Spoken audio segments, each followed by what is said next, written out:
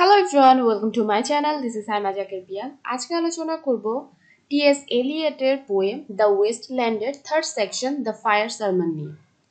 আমরা তো সবাই জানি টি.এস. এলিয়ট দ্য ওয়েস্টল্যান্ড ছিল তার মাস্টারপিস, মানে টি.এস. এলিয়টের ওয়েস্টল্যান্ড তো তার মাস্টারপিস ছিল।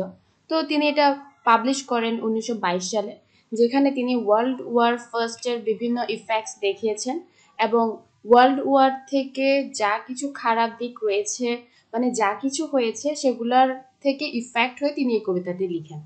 ঠিক আছে, এগুলো তো ফার্স্ট ভিডিওতে আলোচনা করেছি। এখন আমরা আলোচনা করব দ্য ফায়ার সারমন নিয়ে। ফার্স্টে বলি টি.এস. এলিয়ট এই টাইটেলটা কোথায় থেকে নিয়েছেন, কারণ তিনি দেখা যাচ্ছে কি দ্য ওয়েস্টল্যান্ডের অনেকগুলো লাইন মানে বিভিন্ন জায়গা থেকে বড় করেছেন, যে কোনো রাইটার যে কোনো কিছু থেকে তিনি বড় করেছেন, এবং এখানে যে টাইটেলটা সেটাও কিন্তু তিনি আরেকজন থেকে ধার করে নিয়ে এসেছেন।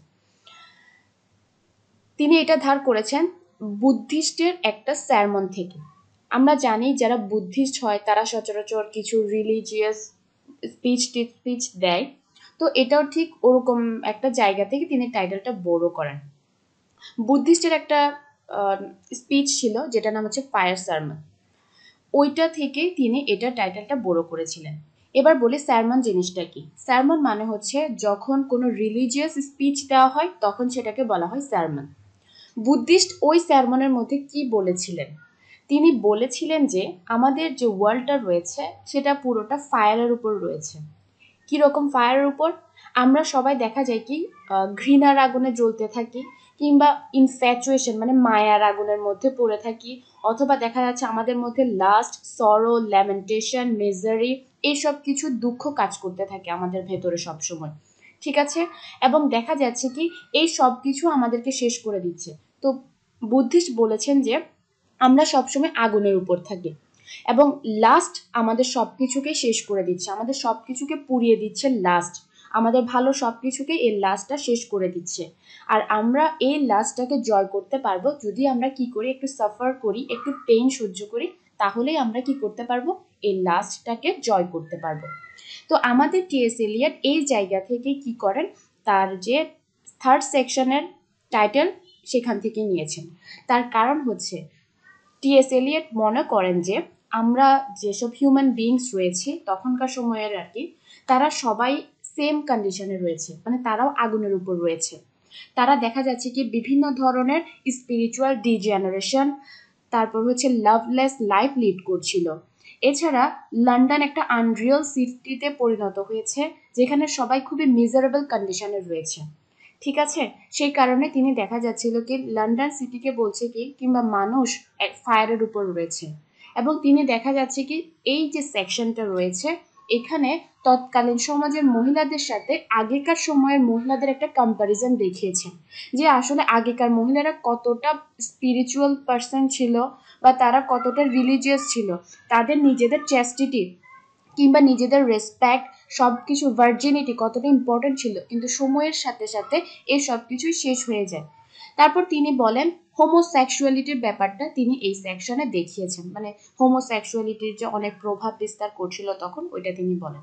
আর এই থার্ড সেকশনটা কিন্তু সবচেয়ে বড় একটা সেকশন এবং কমপ্লিকেটেড। এখানে মেবি 113টা লাইন রয়েছে, সো আমার জন্য প্রে করেন যাতে আমি ভালোই এটা আপনাদেরকে বুঝিয়ে দিতে পারি। তাহলে শুরু করি। ফার্স্ট দুইটা সেকশন তো আলোচনা করেছি, পোয়েট বিভিন্ন কিছু নিয়ে বলেছেন। এবার পোয়েট শুরুটা করেন টেমস নদীর পাশে বসে। তো তিনি বলছেন যে সময়টা হচ্ছে যে মানে আমরা বলতে পারি অটাম টাইপের এরকম একটা সিজন চলছিল। তো তখন এই সিজনে আমরা জানি যে গাছের পাতা সবকিছু ঝরে যায়। তো আমাদেরকে পোয়েট বলে যে রিভার স্ট্যান্ড, তিনি রিভার স্ট্যান্ড দ্বারা বোঝাতে চেয়েছেন যে টেমস যে নদী রয়েছে লন্ডনে সেটার পাশে দেখা যাচ্ছে কি একটা গাছ, মানে বিভিন্ন ধরনের গাছ থাকে, যেখানে দেখা যায় গাছের মধ্যে অনেক পাতা টাতা থাকে, তো ওই গাছগুলোকে তিনি রিভার স্ট্যান্ড বলেছেন। তো তিনি বলছেন যে এই অটামের কারণে গাছের পাতাগুলো ঝরে গিয়েছে, এবং যে একটা দুইটা শেষ পাতা ছিল সেগুলোও ঝরে গিয়েছে, এবং ঝরে গিয়ে পানির যে স্রোত রয়েছে সেটার সাথে ভেসে চলে যায়। তারপর তিনি বলছেন এখন যদি সেখানে কোনো বাতাস বইতে থাকে তাহলে ওই বাতাসটা আনহেয়ার্ড রয়ে যায়, সে বাতাসটা আমরা শুনতে পাই না। তার কারণ হচ্ছে গাছে যখন পাতা থাকে তখন কোনো বাতাস বইলে আমরা ওটা ফিল করতে পারি, ওটা আমরা শুনতে পারি, কিন্তু যখন পাতা থাকে না তখন কিন্তু আমরা ওইটা শুনতে পারি না। তো পোয়েট বলছেন যে এখন গাছের পাতা না থাকার কারণে দেখা যাচ্ছে আমরা ওই সাউন্ডটা শুনতে পাচ্ছি না। এরপর তিনি বলছেন গাছের পাতা তো গেছে গেছে, সেখানে যে নিমস ছিল, নিমস দ্বারা লেডিকে বোঝাচ্ছে অথবা প্রস্টিটিউটকেও তিনি বোঝাতে পারেন, সে লেডিগুলো সেখান থেকে চলে গিয়েছে।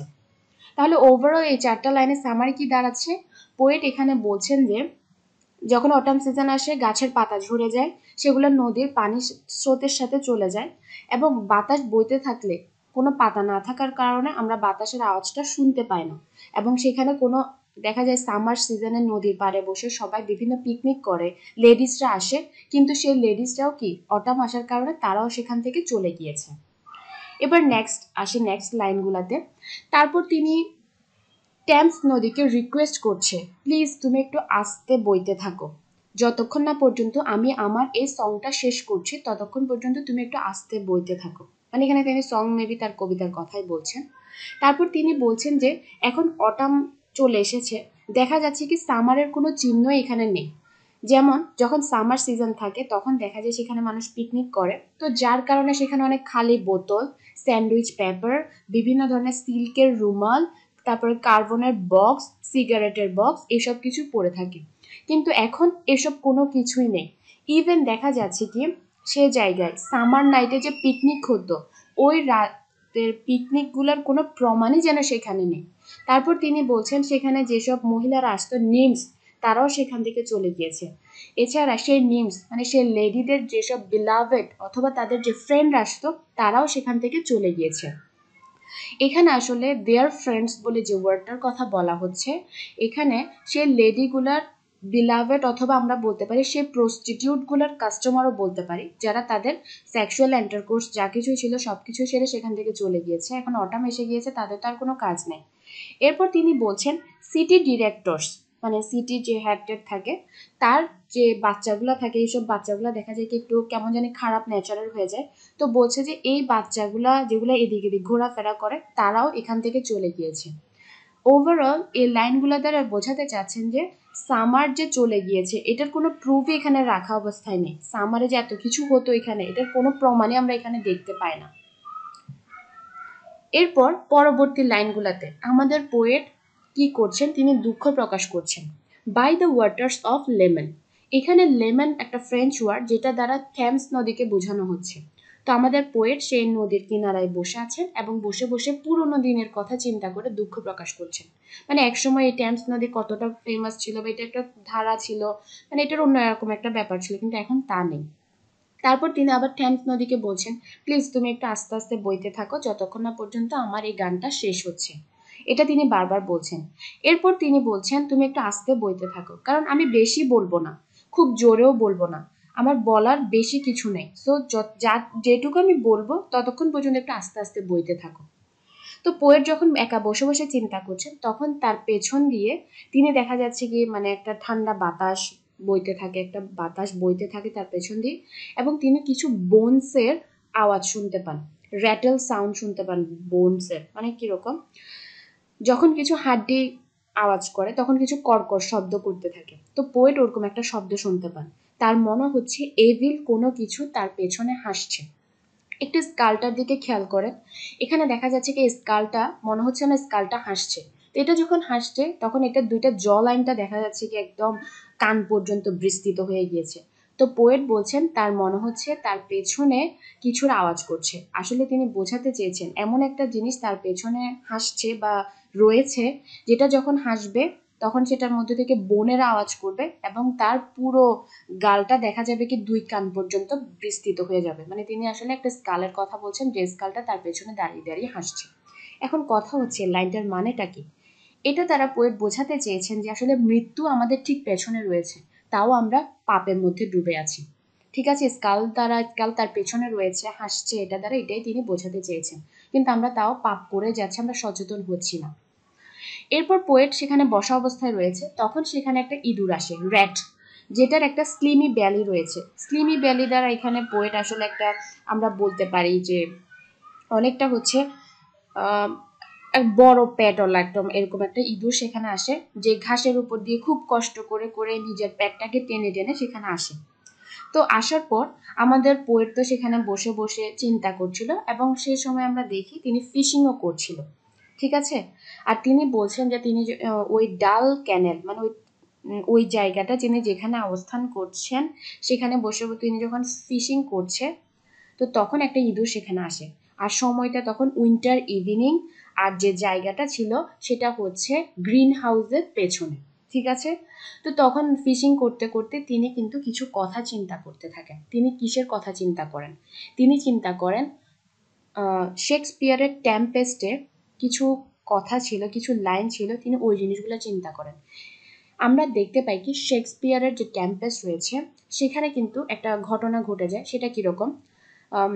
প্রোসেপ্যারো মানে একটা ভাই আরেক ভাইকে হত্যা করতে চায়, ঠিক আছে। তো এখানে দেখা যায় কি প্রোসেপ্যারো অ্যান্টনিকে হত্যা করতে গিয়ে অ্যালোনজো মানে তার ভাইকে হত্যা করে ফেলে। তো তখন অ্যালোনজোর ছেলে ফার্ডিন্যান্ড ব্যাপারটা জানতে পারে। যখন সে জানতে পারে তখন দেখা যায় কি সে খুব দুঃখ করতে থাকে। উপরের লাইন দ্বারা ওই যে অ্যালোনজোর মৃত্যুর কথা বলা হচ্ছে, আর নিচের লাইনটাতে ফার্ডিন্যান্ডের দুঃখের কথা বলা হচ্ছে, সে যে তার বাবার মৃত্যুতে দুঃখ করছিল সেটার কথা পোয়েট চিন্তা করছিল। তাহলে এই দুই লাইন হচ্ছে পোয়েটের চিন্তা ভাবনা, যেগুলো শেক্সপিয়ারের টেম্পেস্ট থেকে নেওয়া হয়েছে। আপনারা সবাই চাইলে টেম্পেস্টটা পড়ে ফেলতে পারেন, কারণ এই কবিতাটিতে পোয়েট এত বেশি টেম্পেস্ট থেকে লাইন নিয়েছে কি বলবো। আমি লিঙ্ক ডিসক্রিপশনে দিয়ে দিব, আমার একটা ভিডিও রয়েছে, চাইলে দেখে নিতে পারেন। এরপর আসি, তারপর দেখা যাচ্ছে কি পোয়েট কিন্তু সেখানে শুধু শুধু বসে নেই, তিনি বিভিন্ন কিছু ভাবছেন। এখন তিনি অন্য কিছু ভাবছেন। তিনি ভাবছেন যে যখন দেখা যায় কি কোনো বডিকে কবর দেওয়া না হয়, তখন দেখা যায় সেসব বডিগুলা কি থাকে, মাটির উপরেই থেকে যায়। তো থাকার পরে একটা পর্যায়ে মাটিগুলা চলে যায়, কিন্তু যে বোনস থাকে বোনসগুলা কিন্তু উপরেই থেকে যায়। তো যখন কোনো ইঁদুর টিদুর সেগুলোর উপর দিয়ে যায় তখন বিভিন্ন ধরনের আওয়াজ করে।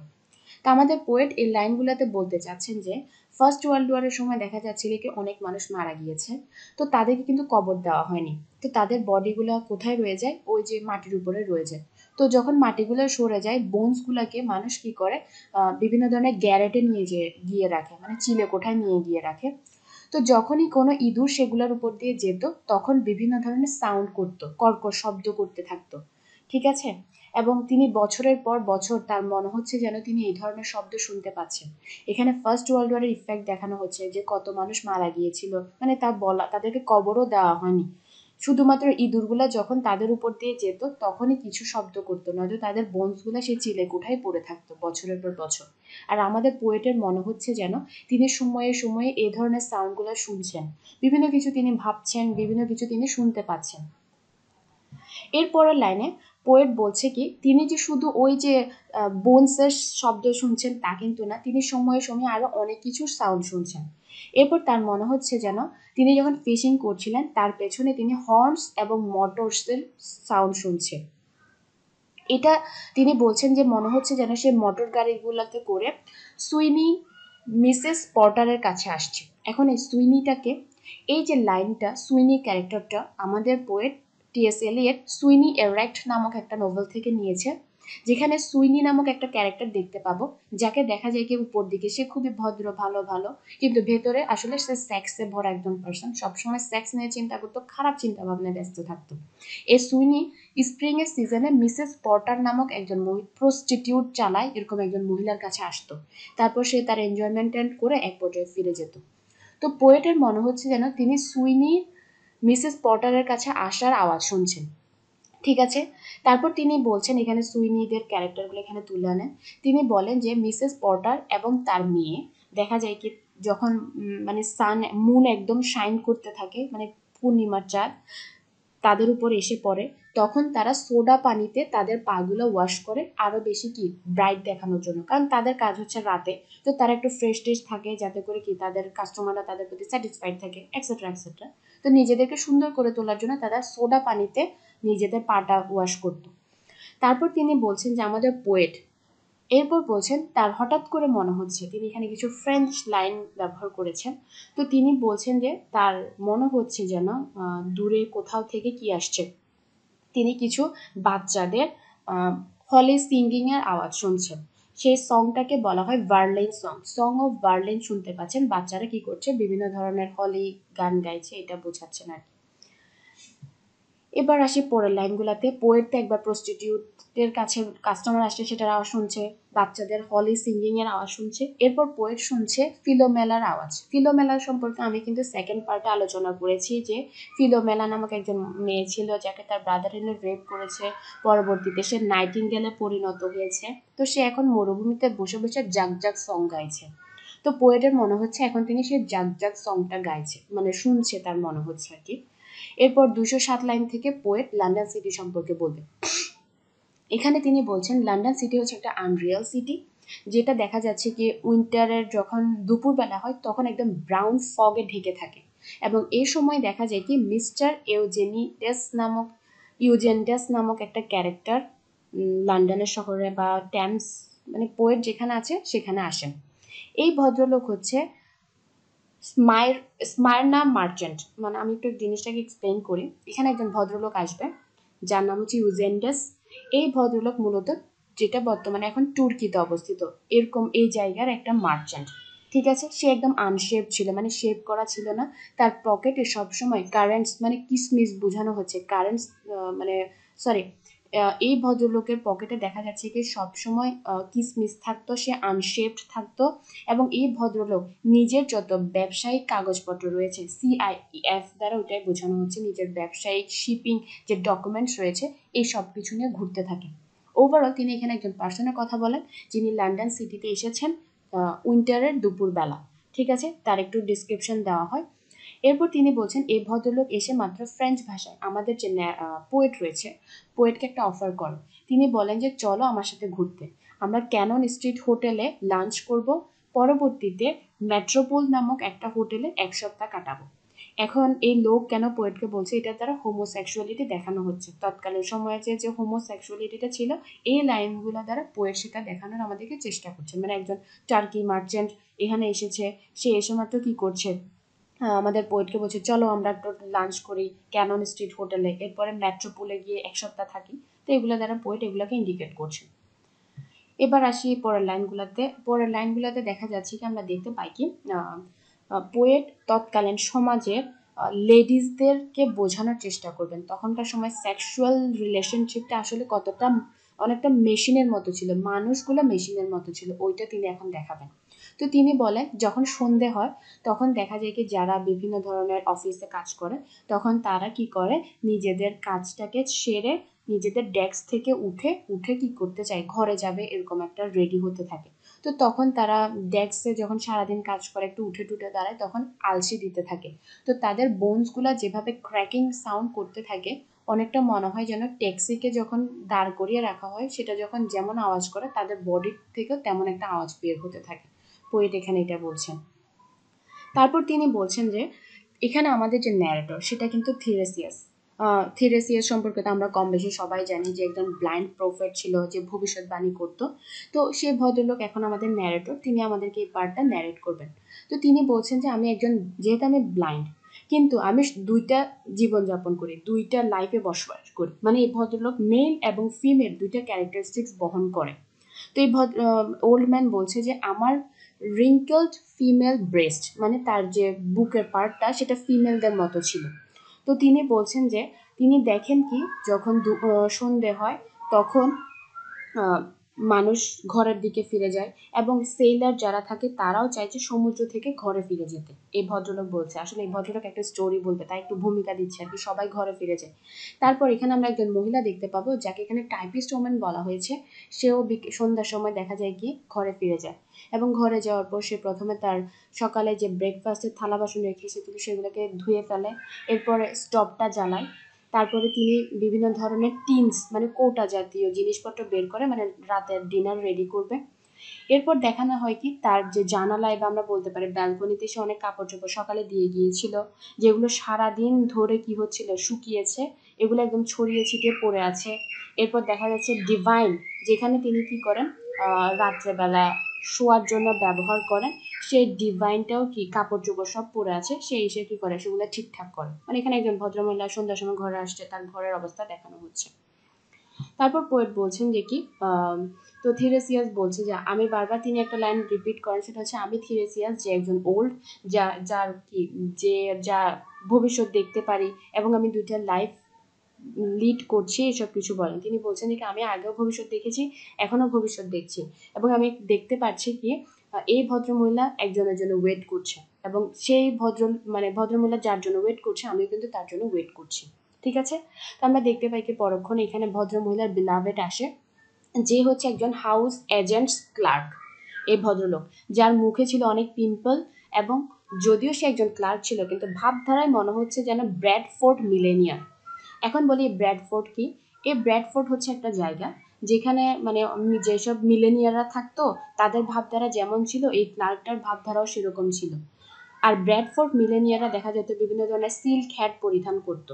তো তিনি বলছেন যে এই ক্লার্কটাকে দেখতে ওরকম মনে হচ্ছিল। তো এই ক্লার্কটা আসে ভদ্র মহিলার কাছে। ক্লার্কটা চিন্তা করে যে একদম পারফেক্ট টাইমে আসছি।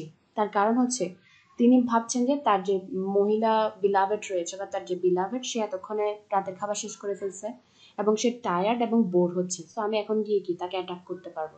সো ভদ্রলোক কি করে, সে মহিলার রুমে যায় এবং রুমে গিয়ে বারবার তাকে কি করে, বিভিন্ন ধরনের তাকে মুডে আনার ট্রাই করতে থাকে। ব্যাপারটা কিরকম, তাকে সেক্সুয়াল মুডে আনার চেষ্টা করতে থাকে। তো সেই জন্য সে বিভিন্নভাবে সেই মহিলাকে কেয়ার করতে থাকে, যদিও সে মহিলা কি তাকে মানাও করছে না, আবার তাকে বলছেও না যে কি আমি ইন্টারেস্টেড। ঠিক আছে, তারপর আমরা দেখতে পাই কি এইসব ব্যবহারের কারণে এই ভদ্রলোক ভাবে যে না, আসলে কি সে মনে হয় রাজি আছে। তো তখন সে কি করে, তাকে একদম অনেকটা হচ্ছে যে অনেকটা বিস্টের মতো করে, জানোয়ারের মতো করে তাকে অ্যাটাক করে। তো সে তার কাজগুলো করতে সারতে থাকে। অন্যদিকে দেখা যায় কি ওই ভদ্র মহিলা কোনো প্রকার রেসপন্সই করে না। তো তখন সে ভদ্রলোক ভাবতে থাকে যে হ্যাঁ, হয়তো কি সে ইন্টারেস্টেড, এবং সে এই ভদ্রমহিলার আনওয়েলকাম যে একটা আচরণ ছিল, আনওয়েলকাম অফ ইনডিফারেন্স, তার এই ইনডিফারেন্স বিহেভিয়ারে সে আসলে খুশি হচ্ছিল। ভাবছে যে কি এই ভদ্র মহিলা কি হয়তো রাজি রয়েছে, যদিও সে কোনো রেসপন্স করছিল না। তারপর দেখা যাচ্ছে কি থিরেসিয়াস তখন বলে যে কি এই খাটের মধ্যে এতক্ষণ যা কিছু হয়েছে, আমিও এই জিনিসগুলো সাফার করেছি, এবং তিনি বলছেন যে এই খাটে যা কিছু হচ্ছে সেগুলা অনেকটা মনে হচ্ছে যেন এই মানুষগুলা ডেথ, এগুলোর মধ্যে কোনো ইমোশন নেই, কোনো প্যাশন নেই, ভালোবাসার কোনো প্যাশন নেই, জাস্ট তারা নিজেদের লাস্টটাকে ফুলফিল করছে। তারপর আমরা দেখতে পাই কি সে ভদ্র না আসলে অভদ্র লোকটা নিজের কাজ কারবার সেরে, সবকিছু সেরে সেই ভদ্রমহিলাকে একটা কিস করে, এবং কিস করে সেখান থেকে আস্তে আস্তে অন্ধকার সিঁড়ি বেয়ে নিচে চলে যায়। এখানে গ্রোপস, গ্রোপস হচ্ছে যখন দেওয়াল ধরে ধরে হেঁটে হেঁটে যাওয়া হয়, তখন তাকে গ্রোপস বলা হয়। তো ওই সিঁড়িগুলো অনেক অন্ধকার ছিল, সেই লোকটা কি করে দেওয়াল ধরে ধরে সিঁড়ি বেয়ে নিচে নেমে যায়, নিজের কাজ সারছে, ওকে বাই বাই টাটা, তো সে চলে যায়। তো থিরেসিয়াস এখন এই লাইনগুলো কেন বলছেন, এখানে দ্বারা তিনি তৎকালীন সমাজের মহিলাদের অবস্থাটা বলছেন, যে আসলে মহিলাদের কাছে নিজের সতীত্ব, ভার্জিনিটি, এগুলো কোনো ইম্পর্টেন্সই নেই। তারপর আমরা দেখতে পাই কি ভদ্র মহিলা কি করছে, আয়নার দিকে তাকায়। তো সাডেনলি তার মনে হয় ও আচ্ছা, আমার বিলাভেড মনে হয় চলে গিয়েছে, তিনি তার খেয়ালই নেই, তিনি অর্ধেক ধ্যানে ছিল, এরকম একটা অবস্থা। তখন তিনি ভাবেন আচ্ছা যা হয়েছে ভালো হয়েছে, যাক এগুলো শেষ হয়ে গেছে, এটার জন্য তিনি কিছুটা কি হয়, খুশি হয়ে যায়। এরপর আমরা পোয়েট তখন থিরেসিয়াস কি করে, একটা লাইনের কথা আমাদেরকে বলে। সে লাইনটা কোথায় থেকে নিয়েছে, টি.এস. এলিয়ট ভিকারো অফ ওয়েকফিল্ড নামক একটা নোভেল থেকে এই লাইনগুলো নিয়েছেন, গোল্ড স্মিথের লেখা। সেখানে নোভেলে একটা ক্যারেক্টার ছিল অলিভিয়া, সেখানে নায়িকা আর কি। সে নায়িকার যখন প্রথম ভার্জিনিটি হারায়, বা সে যখন রেপড হয়, সে অনেক বেশি স্যাড ছিল। ঠিক আছে, এবং দেখা যাচ্ছে কি সে ভদ্রমহিলা এতই স্যাড ছিল যে সে নিজেকে সুইসাইড করতে চায়। তো এখন পোয়েট তখনকার মহিলাদের সাথে এই টাইপিশ মহিলার কম্পেয়ার করেন। তিনি বলছেন যে সে মহিলা চেস্টিটি হারানোতে বা নিজের ভার্জিনিটি হারানোতে সুইসাইড করতে চেয়েছে, আর এই ভদ্রমহিলা যাচ্ছে যা হয়েছে তা যাক ভালো হয়েছে। তারপর আমরা দেখতে পাই কি সে মহিলা নিজের অটোমেটিক রোবোটিক হ্যান্ড দিয়ে চুলগুলাকে ঠিক করতে থাকে, এবং গ্রামাফোনে বিভিন্ন রেকর্ডিং শুনতে থাকে, গান শুনতে থাকে। ঠিক আছে, এবার গেল এই পার্ট। এবার আসি পরের অংশটাতে। পরের অংশটা কি, পরের অংশটা হচ্ছে এরকম। এবার আমাদের পোয়েট লন্ডন শহরের ডিসক্রিপশন দিতে থাকবেন, তিনি কিছুটা লন্ডন শহরের কথাবার্তা আমাদেরকে বলবেন। ভ্যারাইটিস অফ এন্টারটেইনমেন্টস, এটা কিরকম, this music crept by me upon the waters. আমাদের যে আমরা একটু আগে যে গ্রামাফোনের আওয়াজের কথা বলেছিলাম, এই গ্রামাফোনের আওয়াজটা কিন্তু পোয়েট বলছেন যে কি তিনি যখন হেঁটে যাচ্ছিলেন তখন মনে হচ্ছিল যেন টেমস নদী পার করার সময় তিনি ওই গানের আওয়াজটা স্রোতের মধ্য দিয়ে, ঢেউয়ের মধ্য দিয়ে তিনি শুনতে পাচ্ছিলেন। এছাড়া তিনি আরেকটা মিউজিক শুনতে পাচ্ছেন, সেটা হচ্ছে এরকম, ফার্ডিন্যান্ডকে যখন, টেম্পেস্টের কথা বলা হচ্ছে, শেক্সপিয়ারের টেম্পেস্ট, ফার্ডিন্যান্ডকে যখন এরিয়েলরা একটা মিউজিক শুনিয়ে এনচ্যান্টেড করে ফেলেছিল, তখন আমাদের আমাদের রাইটারের মনে হচ্ছে যেন তিনি সেই ফার্ডিন্যান্ড যে মিউজিক শুনেছিল সেই মিউজিকটা তিনি শুনতে পাচ্ছেন, এছাড়া গ্রামাফোনের মিউজিকটাও তিনি শুনতে পাচ্ছেন। তো তিনি শুনতে শুনতে দেখা যায় কি কুইন ভিক্টোরিয়া স্ট্রিটে যায়। তো সেখানে যাওয়ার পরে মনে হচ্ছে তার এখনো তিনি ওই আওয়াজটা শুনতে পাচ্ছেন।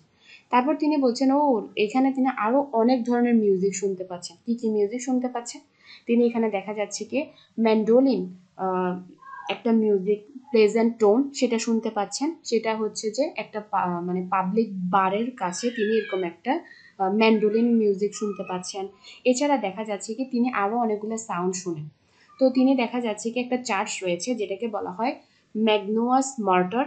এই চার্চের যেটার কি একদম হোয়াইট এবং গোল্ড ওয়ালস রয়েছে, এই ওয়ালসের পাশে তিনি কিছু ফিশারম্যানকে কথাবার্তা বলতে শুনেন এবং তাদের সাউন্ডও তিনি শুনতে পান, যারা কি করছে দুপুরের খাওয়া সেরে সেখানে কথাবার্তা বলছে এবং রেস্ট নিচ্ছে। তো তাদের আওয়াজও পোয়েট সেখানে শুনতে পাচ্ছেন।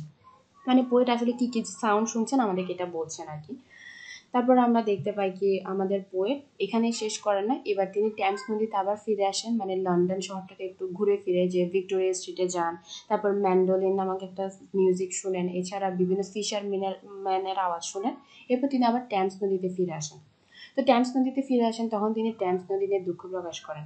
একসময় এই টেমস নদী কতটা সুজলা সুফলা ছিল, কিন্তু এখন এটা অয়েল এবং টার দ্বারা কাভার্ড হয়ে গিয়েছে। এটা দ্বারা তিনি ইন্ডাস্ট্রিয়াল রেভলিউশনের কথা বোঝানোর চেষ্টা করছিলেন। মানে তার মনে হচ্ছে নদীটার এখন ঘামগুলা যেন অয়েল এবং টারে পরিণত হয়েছে, মানে পুরো নদীটা দূষিত হয়ে গিয়েছে। এরপর এখানে দেখা যাচ্ছে কি বিভিন্ন ধরনের যে স্রোত রয়েছে, এই স্রোতটা যখন বইতে থাকে সেখানে দেখা যায় কি বিভিন্ন ধরনের বোটও চলতে থাকে। তো এখানে পোয়েট একটা নৌকার কথা বলেন, যে নৌকাটার মধ্যে রেড কালারের সেলস ছিল। আমরা বলি না পালতোলা নৌকা, তো পোয়েট এখানে একটা লাল কালারের পালতোলা নৌকার বর্ণনা দিবেন। তো তিনি বলেন যে সেখানে একটা লাল পালতোলা নৌকা বইছিল, স্রোতের সাথে সাথে সেটাও চলছে, এবং যখনই ওই মানে দেখা যাচ্ছে কি সামনে এই বোটটার সামনে যখনই কোনো গাছের গুঁড়ো টুড়ো এসে পড়ছে, তখন সেটাও কি করছে, সেই গাছের গুঁড়োগুলোকে ধাক্কা দিয়ে গ্রিনউইচ নামক একটা জায়গা রয়েছে, যেটা টেমস নদীর একটা আমরা ব্যাংক বলতে পারি, কিনারা, সেই দিকে নিয়ে চলে যাচ্ছে। আর এই গ্রিনউইচ জায়গাটাতে যেতে হলে আইল অফ ডগস এটাকে পার করে যেতে হবে। ঠিক আছে, তার মানে পোয়েট এখন নদীতে কি হচ্ছে সেটার বর্ণনা দিচ্ছেন। তারপর তিনি একটা অপেরার আওয়াজ শুনতে পান। এই যে লাইনগুলো, অপেরাতে তিনি কিছু লাইনের কথা বলেছেন, সেগুলোও কিন্তু তিনি এক জায়গা থেকে ধার করেছেন। সে যেখান থেকে তিনি ধার করেছেন সেটার নাম হচ্ছে দ্য রিং সাইকেল, সেখান থেকে তিনি ধার করে দুইটা লাইন এখানে বসিয়েছিলেন। মানে তিনি যে অপেরার মিউজিকটা শুনতে পাচ্ছেন সেটা তিনি সেখান থেকে ধার করেছেন, মানে পোয়েট একটা অপেরার মিউজিকও শুনতে পাচ্ছেন। এরপর তিনি এলিজাবেথের স্টোরি তুলে ধরেন, মানে হিস্ট্রির কথা বলেন। তো পোয়েট যখন টেমস নদীতে বসে আছেন তখন তিনি এলিজাবেথের বোটিং এর কথা চিন্তা করেন। তিনি বলছেন যে কি একসময় এলিজাবেথ কি করেছিলেন, তার বিলাভেড রবার্ট ড্যাডলিকে নিয়ে এই জায়গায় ঘুরতে এসেছিলেন বোটিং করতে, কিন্তু এখানে রবার্ট ড্যাডলির কথা মানে উল্লেখ করা হয়নি, এখানে আর্ল অফ লেইসেস্টার বলা হয়েছে। ঠিক আছে, তো তারাও কি করতে এসেছিল, এই জায়গায় বোটিং করতে এসেছিল। যদিও এলিজাবেথ দ্য ফার্স্ট এই ভদ্রলোককে ভালোবাসতো, কিন্তু তাকে কিন্তু বিয়ে করেনি। আচ্ছা যাই হোক, এটা আমাদের দেখার বিষয় না। এরপর আমরা দেখতে পাই কি তারা দুজন কি করে, বোট চালাতে থাকে, মানে এখানে আমরা বলতে পারি একটা কাইকিং টাইপের, মানে তারা নিজেরা বোট চালাতে থাকে। তারপর যে বোটটা ছিল সেটার পেছনের পার্টটা রেড এবং গোল্ডেন কালারের ছিল, এবং বিভিন্ন ঢেউ হচ্ছিল যেটা তাদেরকে একটু প্রবলেম ক্রিয়েট করছিল। এরপর আমরা দেখতে পাই কি আমাদের পোয়েট বলেন যে সাউথ ইস্ট ওয়াইন্ড হোয়াইট টাওয়ার্সে যে ঘন্টার শব্দ আছে সেটাকেও মনে হচ্ছে ঢেউয়ের সাথে নিচের দিকে নিয়ে যাচ্ছে। একটু জিনিসটা করে পোয়েট এখানে বলছেন সেখানে একটা দেখা যাচ্ছে কি সাউথ ইস্ট ওয়াইন্ড বইছিল। ঠিক আছে, তো সেখানে একটা হোয়াইট টাওয়ার রয়েছে, যে টাওয়ার থেকে ঘন্টার শব্দ আসে। তো পোয়েটের কাছে মনে হচ্ছে যেন এই সাউথ ইস্ট ওয়াইন্ডটা কি করছে, সেই ঘন্টার শব্দটাকেও ঢেউয়ের সাথে করে পানির নিচের দিকে নিয়ে যাচ্ছে। ঠিক আছে, এরপর পোয়েট কি করে আবার সেই অপেরার আওয়াজটা শুনতে পায়। আশা করি জিনিসটা বুঝতে পারছেন, তিনি এলিজাবেথের হিস্ট্রিটাকে তুলে আনার চেষ্টা করেছেন। ঠিক আছে, তারাও একসময় টেমস নদীতে ঘুরতে আসতো, এই জিনিসটা তিনি বোঝাচ্ছেন। তারপর পোয়েট এখানে তিনটা মহিলার সেক্সুয়াল ইন্টারকোর্স সম্পর্কে আমাদেরকে বলবেন। আমরা যে অপেরার কথা বলেছিলাম, সেই অপেরার মধ্যে ৩ জন ভদ্র মহিলা কাজ করতো বা ৩ জন ভদ্র মহিলা ছিল। এখানে পোয়েট সেই ৩ জন ভদ্র মহিলার স্টোরির কথা আমাদেরকে জানালেন। ঠিক আছে, তারা কিভাবে প্রথম মানে তাদের ভার্জিনিটিটা হারিয়েছেন সেটার কথা বলবেন। ফার্স্ট যে ওমেনটা ছিল সেটা বলে যে মানে তিনি কি করেছিলেন, টেমস রিভারের পাশেই তার জন্ম। ঠিক আছে, এবং মানে জায়গাটার নাম হচ্ছে হাইবারি। আর যে জায়গায় তিনি জন্মগ্রহণ করেছিলেন সেখানে ট্রামস এবং ডাস্টি ট্রিসে পুরা ছিল। মানে ট্রামস তো আমরা সবাই জানি, ট্রামস কি মানে একটা দেখা যায় না ট্রেন টাইপের এরকম, এবং সেখানে বিভিন্ন ধরনের ডাস্টি ট্রিস ছিল, মানে তার লো লাইফ লো বার্থ এটা বোঝানোর চেষ্টা করছে। তো তিনি একবার কি করেছিলেন, রিচমন্ড এবং ক্যান্ট নামক 2টা পিকনিক স্পটে তিনি বেড়াতে গিয়েছেন, যেগুলো রিভার টেমসের পাশেই। তো যখন তিনি রিচমন্ডে যান তখন তিনি একটা বোটের মধ্যে শুয়েছিলেন, তখন একজন লোক তাকে কি করে, রেপ করে। তো তিনি তখন কি হয়, তার ভার্জিনিটিটা হারায়। তাহলে একজনের কথা পেলাম, যিনি লো বার্থ ছিলেন, হাইভেরিতে জন্মগ্রহণ করেছে এবং রিচমন্ড নামক একটা জায়গায় তার ভার্জিনিটিটা হারিয়েছে। এবার সেকেন্ড ডটার মানে সেকেন্ড মেয়ে যেটা ছিল, সে হচ্ছে যে সেও এরকম একটা মানে এরকম টাইপের ছিল। দেখা যাচ্ছে কি সে মুরগেট নামক একটা জায়গায় জন্মগ্রহণ করেন। তো বলে যে কি মুরগেট একটা নামক জায়গায় সেও কি করেছে, তার ভার্জিনিটিটা হারিয়েছে। তো তিনি বলেন যে যখন সেই ম্যানটা তাকে কি করে বা তার বিলাভেড তাকে যখন রেপ করে, তো কাজ সারার পর সে ভদ্রলোক কান্না করতে থাকে এবং দুঃখে মানে অনুশোচনা করতে থাকে। তো তারপর সে আসলে ভদ্রলোকটা কান্না করতে থাকে যে সে আসলে ভুল করেছে, কিন্তু এই মেয়েটা কোনো প্রকার কান্না করে না, সে কিছুই মনে করে না। তখন সে ভদ্রলোক বলে যে আমরা নতুন করে জীবন শুরু করব, আমি ভুল করেছি। তো কিন্তু এই গার্লটার কোনো রিগ্রেট হয় না, বলে যে এগুলো তো আসলে জীবনের একটা পার্ট, মানে তার কিছুই বলার থাকে না। এগুলো তারা পোয়েট বোঝাতে চাচ্ছে আসলে এদের যে এত মূল্যবান জিনিস শেষ হয়ে যাচ্ছে, তাদের কাছে এগুলো কোনো দামই নেই। আর অন্যদিকে যে আরেকটা কি অলিভিয়া, সে কি মরে যেতে চাচ্ছে। এবার আসে থার্ড ডটারের কাছে। থার্ড ডটার সে বলছে যে আসলে এই যে মেয়েটা ছিল, সে বলে যে আসলে মার্গেট স্যান্ডস নামক একটা জায়গা রয়েছে যেটা টেমস নদীর পাশে, সেখানে তার সাথে কিছু একটা খারাপ হয়েছিল, কিন্তু সেই জিনিসটা সম্পর্কে তার মনে নেই। এবং সে নিজেকে একটা ব্রোকেন ফিঙ্গার নেলসের সাথে কম্পেয়ার করে। তিনি বলেন যে যখন একটা নেল ভেঙে যায় তখন দেখা যায় সেটা ইউজলেস হয়ে যায় একটা ময়লা হাতের মধ্যে। ঠিক তেমনি মানে সেটা ময়লা হাত বলছে আঙ্গুলটা ভেঙে গিয়েছে, সেই মানে ফিঙ্গার নেলসটা ভেঙে চাইলে যেমন সেটার কোনো কাজ নেই, ঠিক তেমনি তার অবস্থাটাও সেরকম। তার ফ্যামিলি ছিল পুয়ার, তার ফ্যামিলি তার থেকে কোনো কিছু এক্সপেক্ট করতো না।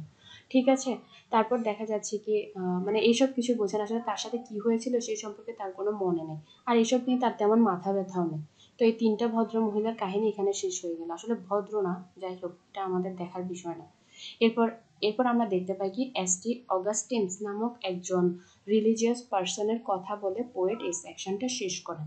এই ভদ্রলোক এসটি অগাস্টিনস তিনি বলেন যে তিনি একসময় কার্তেজ নামক মানে নর্দার্ন আফ্রিকা যেটা বর্তমানে, সেরকম একটা জায়গায় তিনি গিয়েছিলেন। সেখানে যাওয়ার পর দেখতে পাই কি সেই শহরটা পুরো লাস্টে ভরে আছে, যেখানে কি তিনি তখন গডকে বলেন যে গড আমাকে সেভ করো, গডের গ্রেসই আমাকে কি করতে পারে এই লাস্ট থেকে, এই মডার্ন ওয়ার্ল্ড থেকে আমাকে সিভিল এভিল যে মডার্ন সিভিলাইজেশন আছে এসব কিছু থেকে আমাকে একমাত্র গডই সেভ করতে পারে, এবং তিনি গডের শরণাপন্ন হন। এখানে এই থার্ড সেকশনটা শেষ হয়ে যায়। আশা করি বুঝতে পেরেছেন। আসলে পোয়েট বিভিন্নভাবে তৎকালীন সমাজের অবস্থাটা তুলে ধরতে চেয়েছেন, আর এতভাবে বলেছেন যে আমাদের নিজেদের মাথা গুলাই যাচ্ছে। তাহলে প্রথমে কি তিনি ট্যামস নদীর কথা বলেছেন, যেখানে কি সামার সিজন আসলে মানুষ অনেক পিকনিক টিকনিক করে পরে আবার চলে যায়। তারপর তিনি বলেন কি এই দেখা যাচ্ছে কি ট্যামস নদীর মধ্যে কি আসে বিভিন্ন, তার মনে হচ্ছে তিনি পেছন থেকে কিছু আওয়াজ শুনতে পান। দেখা যাচ্ছে কি কোনো ভদ্রলোক কোনো প্রস্টিটিউটের কাছে আসছেন, সেই শব্দ শুনতে পাচ্ছেন। এছাড়া তিনি মনে হচ্ছেন যে কি আরো মানে অনেক কিছুর আওয়াজ তিনি এখানে শুনতে পান। তারপর আমরা দেখতে পাই কি এখানে একটা মহিলার কথা বর্ণনা করা হয়, মানে টাইপিস্ট মহিলা, তার ক্যারেক্টারিস্টিক্স, তার ভার্জিনিটি হারানো এসব কথা বলেন। তারপর তিনি লন্ডন যে টেমস নদী রয়েছে সেটা দিয়ে যায়, কুইন ভিক্টোরিয়া স্ট্রিটে যায়, সেখানে বিভিন্ন মিউজিক শুনতে পান, মানুষ কিভাবে এন্টারটেইন হচ্ছে সেসব কিছু দেখতে পান। পরবর্তীতে আবার টেমস নদীতে আসেন, বলেন যে টেমস নদী পলিউটেড হয়ে গিয়েছে এবং টেমস নদীতে কিভাবে নৌকা চলছে সেটার কথা বলেন। এবং কুইন এলিজাবেথ দ্য ফার্স্ট যে এক সময় কি এই জায়গায় বেড়াতে এসেছিলেন সেই কথাও তিনি এখানে এক্সপ্লেন করেন যে আসলে তিনি কি কি করেছিলেন। তারপর শেষ পার্টে তিনি কি করেন, 3 জন মহিলার সেক্সুয়াল ইন্টারকোর্স সম্পর্কে এক্সপ্লেইন করেন। এবং শেষে এসে এস.টি. অগাস্টিন নামক একজন ভদ্রলোকের কথা বলেন, যিনি কি বলেছেন, শহরটা লাস্টে পূর্ণ হয়ে গিয়েছে, একমাত্র গডই আমাদেরকে কি করতে পারে, এই খারাপ অবস্থা থেকে সেভ করতে পারে।